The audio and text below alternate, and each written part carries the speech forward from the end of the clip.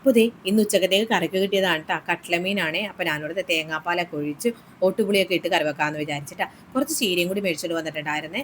അതത്രക്ക് fresh അല്ല എങ്കിലും മക്കൾക്ക് ഇവിടെ ഇഷ്ടമായത് കാരണം കണ്ടപ്പോൾ വാങ്ങിച്ചതാണ്. ഇവിടെ പിള്ളേർക്ക് ചീര ഭയങ്കര ഇഷ്ടമാണ്. അത് എങ്ങനെ വെച്ച് കൊടുത്താലും കഴിക്കട്ടെ. ചെമ്മിനിട്ട് വെക്കണതാണ് കൂടുതൽ ഇഷ്ടം. പക്ഷേ ഇവിടെ ഇപ്പം ചെമ്മിനിരിപ്പില്ല. അപ്പം ഞാനോടത്ത് ഇത്തിരി തേങ്ങ ഇട്ട് ശരിയാക്കാമെന്ന് വിചാരിച്ചിട്ടാ. അപ്പം ചട്ടിയൊക്കെ അടുപ്പത്ത് വെച്ച് കടുക് ഉലുവയും പൊട്ടിച്ച് കുറച്ച് ഇഞ്ചിയും വെളുത്തുള്ളിയും ചെറിയ ഉള്ളിയും പച്ചമുളകും വേപ്പിലയും ഇതെല്ലാം കൂടിയിട്ട് നന്നായിട്ട് വഴറ്റിയെടുക്കാമേ. ഉള്ളി പെട്ടെന്ന് മരിയാനായിട്ട് കുറച്ച് ഉപ്പും കൂടി ഇട്ട് കൊടുക്കുന്നുണ്ട് കേട്ടോ. അപ്പോൾ ഉപ്പൊക്കെ ഇട്ട് നല്ലപോലെ മുരിഞ്ഞ് വന്നതിന് ശേഷം അതിലേക്ക് മഞ്ഞപ്പൊടിയും മുളക് പൊടിയാണ് ചേർത്ത് കൊടുക്കണം കേട്ടോ.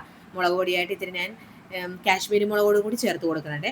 കുറച്ച് കളറും കൂടി ഇരുന്നോട്ടേന്നേ. അപ്പോൾ അതൊക്കെ നല്ലപോലെ മൂത്ത് വന്നപ്പോഴത്തേനും തേങ്ങയുടെ രണ്ടാം പാലില്ലേ അതൊഴിച്ച് കൊടുക്കുന്നുണ്ട്. കുറച്ച് ഓട്ടുപുളിയും കൂടി ഇട്ട് കൊടുക്കുന്നുണ്ട് കേട്ടോ. അപ്പോൾ പാലൊക്കെ നല്ലപോലെ തിളച്ച് എണ്ണയൊക്കെ തെളിഞ്ഞ് വന്നപ്പോഴത്തേനും മീൻ കഷ്ണങ്ങൾ ഇട്ട് കൊടുക്കുന്നുണ്ട് കേട്ടോ. അപ്പോൾ മീനൊക്കെ പറ്റി നല്ലപോലെ കുറുകി വന്നപ്പോഴത്തേനും തലപ്പാൽ ഒഴിച്ചു കൊടുത്ത് കുറച്ച് വേപ്പിലയും കൂടി ഇട്ട് കൊടുത്ത് നന്നായിട്ട് ചുറ്റിച്ച് ഇറക്കി വെക്കണം കേട്ടോ. മീൻ കിട്ടാൻ നല്ലതുപോലെ എണ്ണയൊക്കെ തെളിഞ്ഞ് നല്ല അടിപൊളി കറിയായിട്ട് കിട്ടിയിട്ടുണ്ട്. അപ്പോൾ അപ്പുറത്തടപ്പത്ത് ഞാൻ ചീര തേങ്ങയിട്ട് പീരൊതുക്കാനായിട്ട് വെച്ചിട്ടുണ്ടായിരുന്നു കേട്ടോ. അപ്പോൾ അതും റെഡി ആയിട്ടുണ്ടായിരുന്നു. അപ്പോൾ ഉച്ചക്ക് ഞങ്ങൾ ചീരയും മീൻകറിയും കൂട്ടി ഊണ് കഴിച്ചിട്ടാ. അപ്പോൾ അത്രേ ഉള്ളൂ.